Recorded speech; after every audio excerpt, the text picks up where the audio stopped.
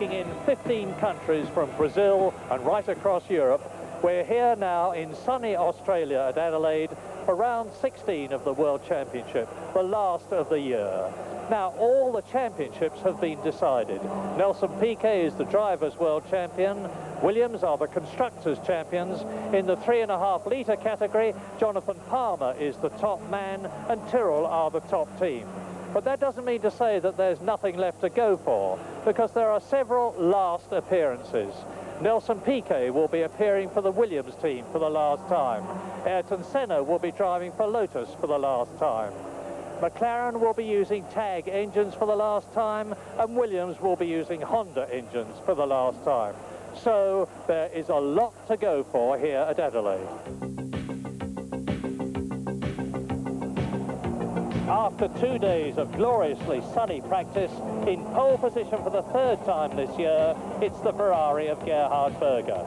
Second, the current world champion, Alain Prost. In third place on the grid, Nelson Piquet. Fourth, Ayrton Senna. Fifth, Thierry Boutsen. And sixth, the Ferrari of Michele Alboreto. Riccardo Patrese is seventh in his first drive for Williams, and Stefan Johansson is eighth in his last drive for McLaren. Teo Fabi is ninth, De Cesaris is 10th. Derek Warwick is in 12th place, and the newcomer, Stefano Modena, is an excellent 15th. Martin Brundle in 16th place, and bringing up the last position on the grid, Adrian Campos.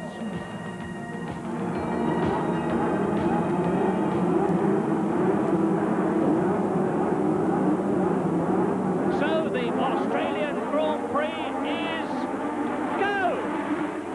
Berger away beautifully, Piquet ahead of Prost, and Piquet trying to take the lead and doing so. What a fantastic start from Nelson Piquet, who leads Berger, Prost, Senna, Alboreto and Riccardo Patrese well up in the second Williams.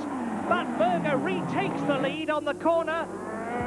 And I saw somebody going to the wall towards the last third of the field, and it's one of the Minardis. It's Alessandro Nannini. Nannini out of the race, looked as if he'd hit the wall quite hard, but he seemed to be getting out of the car all right. So Berger has regained the lead from Nelson Piquet, who made such a blistering start. Ayrton Senna also moved up very well. Prost down in fourth place. Yes, Gerhard Berger has got the car for this circuit. It's set up beautifully. The Ferrari's got the power, and what's more, it's got the fuel efficiency too. So, lap one, Gerhard Berger leads Piquet, with Senna in third position being taken by Prost, or Prost having a look as they come to the right-hander and streak away round towards the closing stages of lap one in this 82-lap race. But already Berger is showing signs of doing in Australia what he did in Japan, breaking clear in the early stages of the race, building up a cushion and then preserving it. Yes, Prost will be in more of a hurry than usual, I think, today to get up behind Berger, get clear of Senna and Piquet, because he doesn't want Berger to get too much of a lead.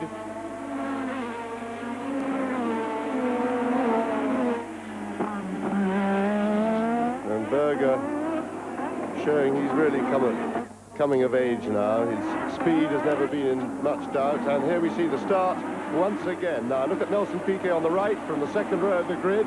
He got the power down, oh, nearly having a touch.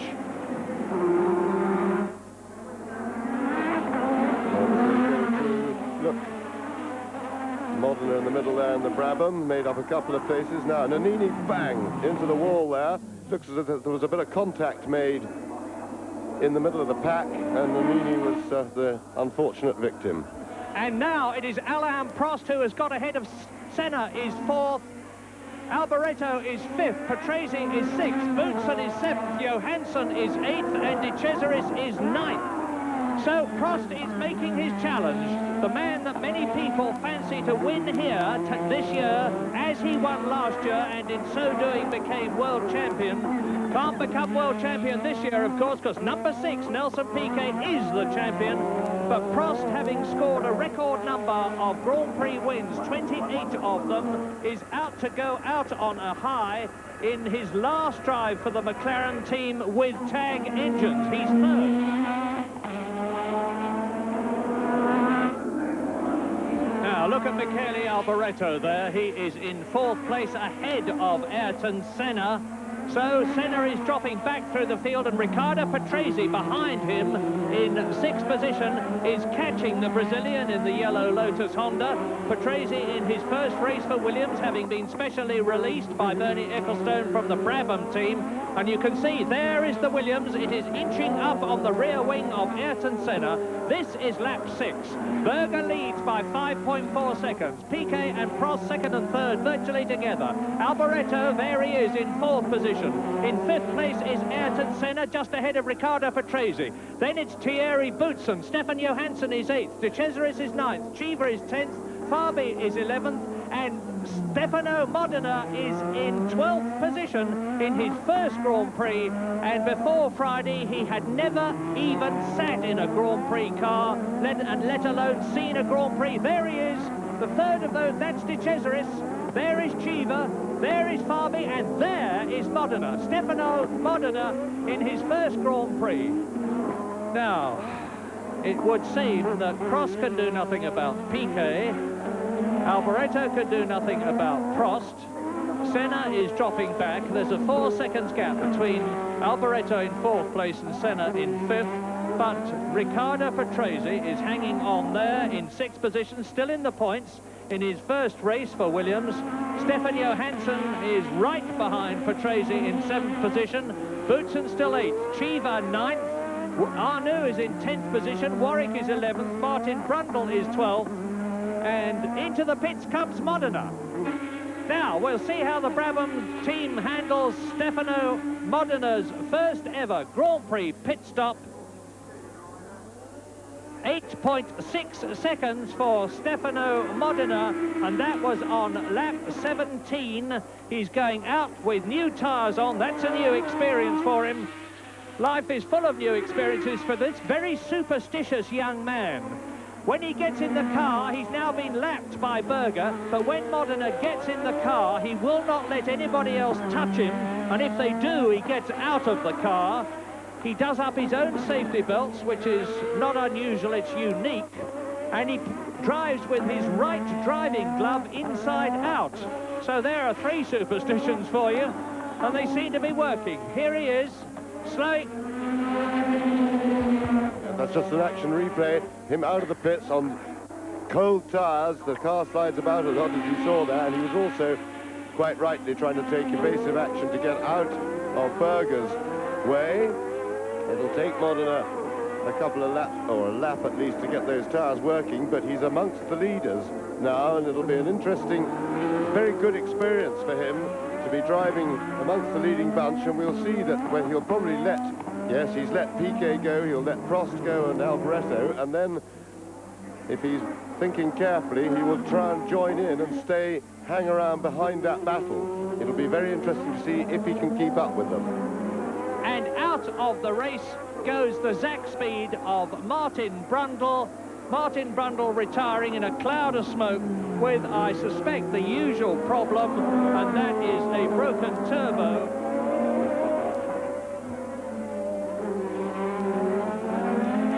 So an Austrian leads, a Brazilian is 2nd, a Frenchman is 3rd, an Italian is 4th, another Brazilian is in 5th place, and a Swede, Stefan Johansson, has now succeeded in getting past the Italian Riccardo Patrese into 6th place. So both Ferraris and both McLarens are in the top 6. Berger still, and Johansson has put in the fastest lap, so Johansson is very much chasing this battle. Berger still with the benefit of the traffic, going away just a little bit, and you can see there Senna, and you can see Johansson in the background behind the Tyrrell, just coming up to lap the Tyrrell. So it really, well, looked as if it was going to spread out a bit early on this race. It's now all coming back together again, and we do seem to have a good race on our hands. And now Piquet with Prost tucked up almost underneath his rear wing on lap 28 out of 82. Now there are the Lolas, the 2 blue cars, Piquet and Prost. And Prost will be hoping for a chance with these 2 back markers ahead of Nelson Piquet, that maybe he can get a break, but of course the turbocharged power carries them There's Piquet pretty much past. Oh, it's all a bit messy. And this could be a chance for Prost, except, of course, he's still got Alliot in the way. So Piquet survives that little potential crisis. Things are getting frustrating for Prost, but he's not a man to let frustration overrule his head, and he's old enough and wise enough to be patient. But he's having terrible trouble. He can't get past Alliot, and Alliot's not being much help. And a mistake by Prost. And now that won't... Well, it won't have done the car any good. It may not have done it any harm. It's pretty strong. And Alboreto having a go. It's all happening. Alboreto trying to capitalise on the mistake from Alain Prost. And here we see it again. Prost, with his concentration being messed around by Philippe Alliot in front of him, made an uncharacteristically bad mistake. So Prost may be struggling with... Oh, and that is Boutsen doing a rather strange manoeuvre, trying to pass somebody, had to abort the manoeuvre and take to the escape rope, but that was quite sensible, because if he tried to get round the corner, he would have hit the wall. So, Prost across the line. The gap between Prost and Alboreto, with Piquet in the pits on lap 35. Lap 35, Piquet blast out. And that looked like they were just stopping to remove something from the radiator. Now a new fastest lap from Michele Alboreto. So things are really hotting up. We're approaching half distance for the race. And I've just seen Stefano Modena car in the pits.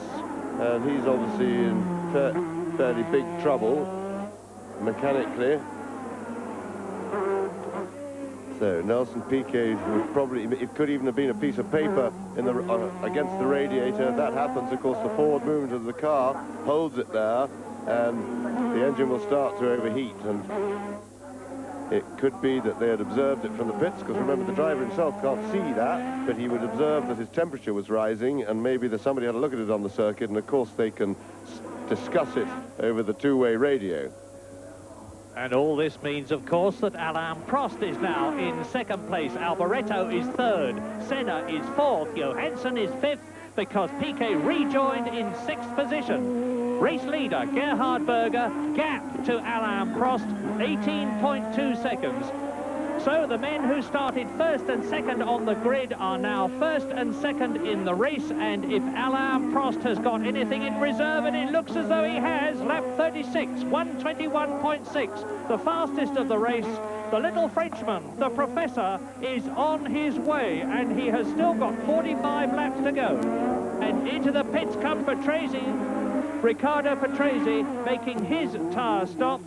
This is the first time that he has had to stop in a Williams, and he's keeping it running. Mechanics pulled out of the way. Riccardo Patrese, 10.51, quick, but not particularly quick in this day and age. Lap 38. Retirement so far. Alessandro Nannini is out of the Australian Grand Prix, as is Philippe Streff and Martin Brundle and Derek Warwick and Satoru Nakajima and Piercarlo Ghinzani. Patrese rejoined in 8th place. This is lap 38. Race leader Gerhard Berger is 14.8 seconds ahead of Alain Prost.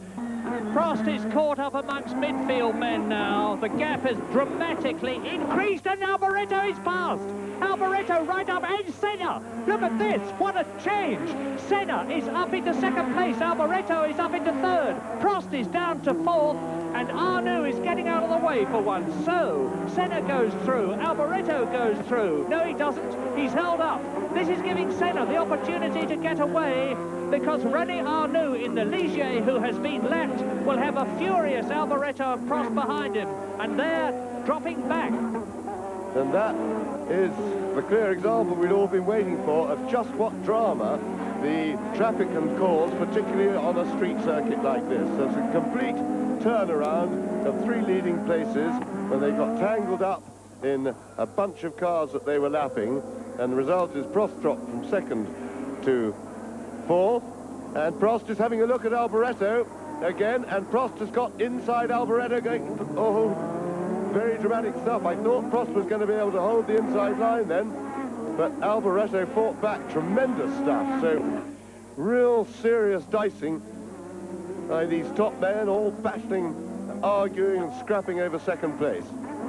And which is held by Ayrton Senna, with Alboreto in third position and Prost in fourth. And all the time, of course, a cool, calm and collected Gerhard Berger is benefiting from all this jostling behind him, with each of these men denying each other the best line and being caught up.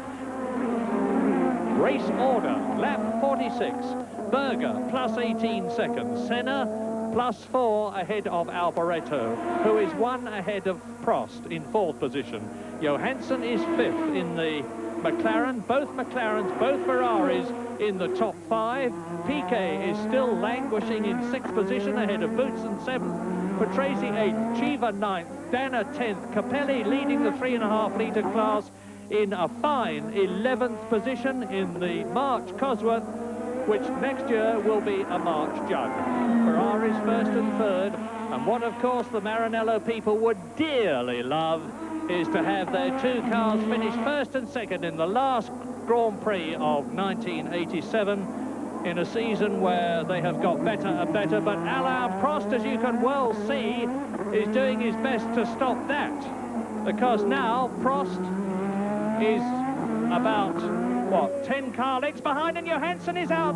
Out goes Stefan Johansson on lap 49, and the Swedish driver was in 5th position. His desperate hope to do well in Australia in his last race for McLaren tag has ended in nothing more than misery and disappointment. And another new lap record for Senna. He's chopping away at it, so he's really on the charge now. Alain Prost out of the Australian Grand Prix. Last year's winner has to retire from 4th position. And it looks to me as if he's locked up his brakes and possibly hit something there. The car. And now we're going to see what happened. Yes, and Prost did indeed go off the track, and he's smacked the rear end into the tyre wall. And there we see Alain Prost again. Goodness knows how he got to be facing that way when he arrived at the corner. So Prost has had, I should think he locked his rear brakes up going in. But, well, unless, of course, something broke on the car, and that is a possibility because of the abuse it had received earlier with bouncing over those curves. And on lap 57, 82-lap race, Andrea de Cesaris exits the pits. Just look at the speed of that. He's doing over 100 miles an hour before he leaves the pit lane. And that is the Williams of Nelson Piquet. So now we are looking at the man who is in 4th position, Nelson Piquet, passing us. Lap 57, and in the lead is Gerhard Berger by just under 12 seconds now from Ayrton Senna. Michele Alboreto is third, 16 seconds behind Senna. Piquet is a long way back in 4th position. Thierry Boutsen is 5th. Patrese is 6th, but has been lapped. Through goes Berger with Sparks trailing. I'm surprised to see Sparks coming from the rear of his car at this stage of the race, because the fuel load has been dramatically lightened. And Senna is really starting to challenge now. The gap is down to 10.5 seconds with 23 laps to go. The race, the Australian Grand Prix, is on with a vengeance. Berger leads by 10.5 seconds. Senna is catching in 2nd place. And there is the race leader, Alboreto 3rd, Ferrari 1st and 3rd then. Piquet, the world champion who failed in Japan, is not doing very well here. And look at those sparks, he's going to retire. I'm sure Berger is in real trouble. It could just be a puncture, letting the side of the car down, and the gap 9.1 seconds, and I think Berger has got a puncture. So, yes, Berger's, and that rear tyre could break up. And I hope Berger's realised it, because he's got the right rear. Look at the right rear tyre.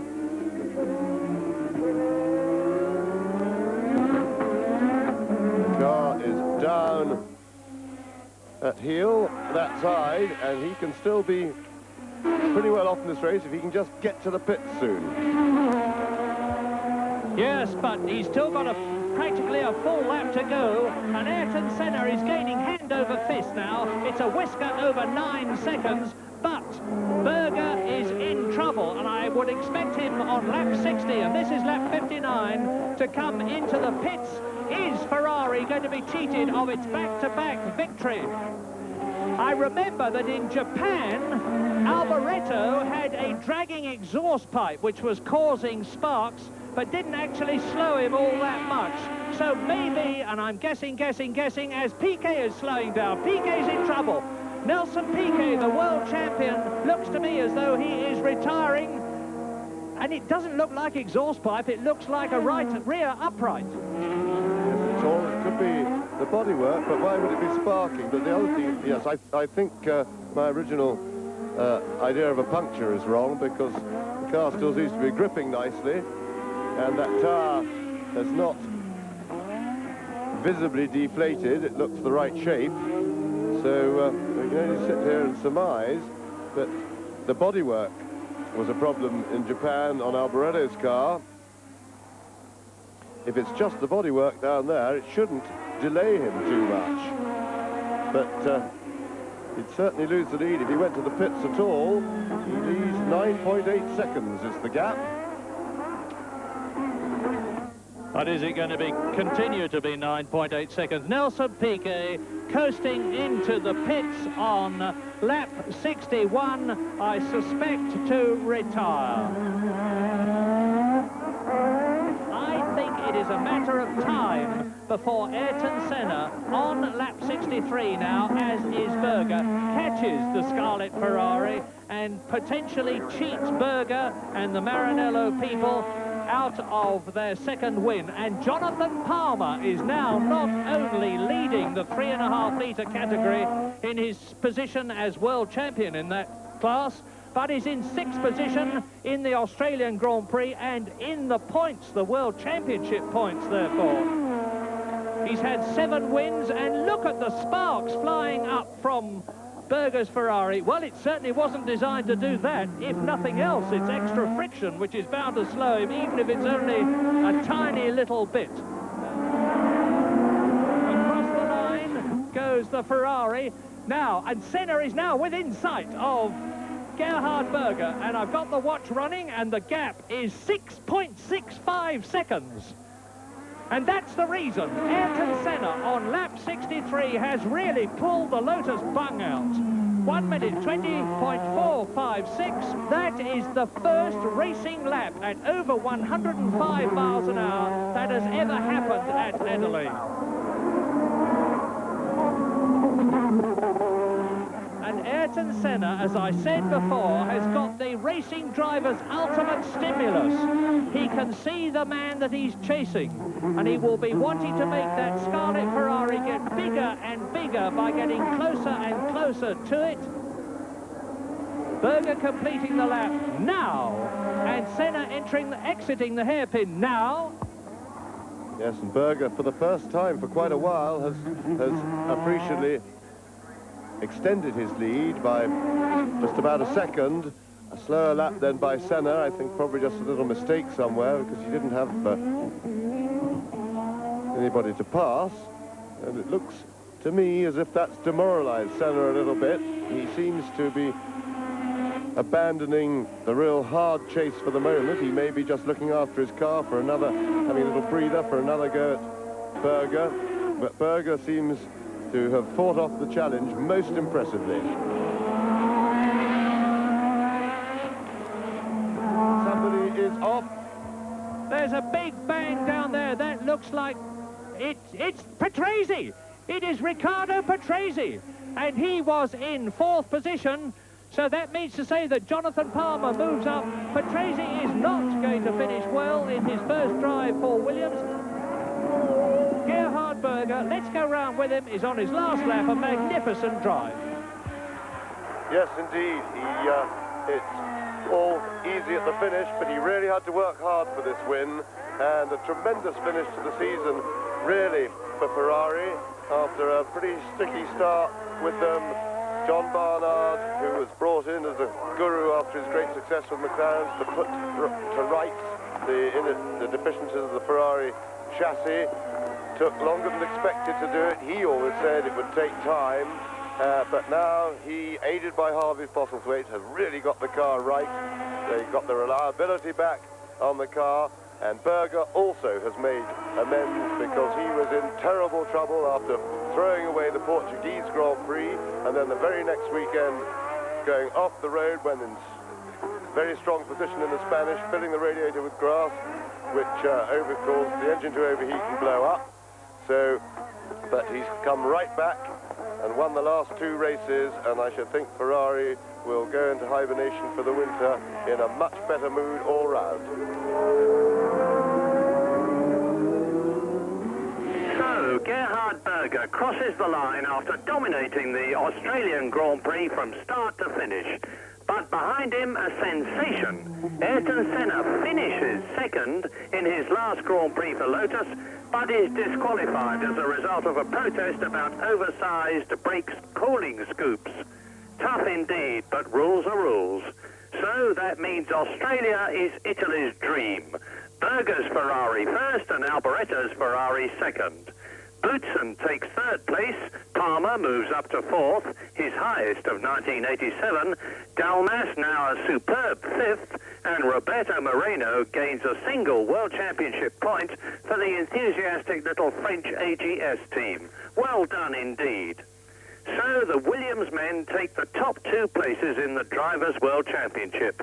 Piquet first and the absent Nigel Mansell second, with Senna third, Prost fourth, Berger fifth and Johansson sixth.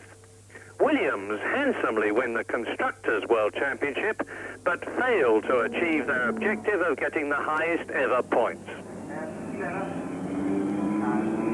Gerhard, a magnificent two-in-a-row win for you, but we thought you were in trouble. What were the sparks that were coming up from the back of the car? I'm not sure. Maybe I have a problem with the exhaust, because the last two laps I had some funny noises on the engine. You had some funny feelings when you started the race. Were you well? Yes, today I was well. And you've proved it magnificently. Now, look forward to 1988. You're in a very good shape for that. Yeah, we will try hard over the winter to improve the car again. And then we try to catch the championship next year.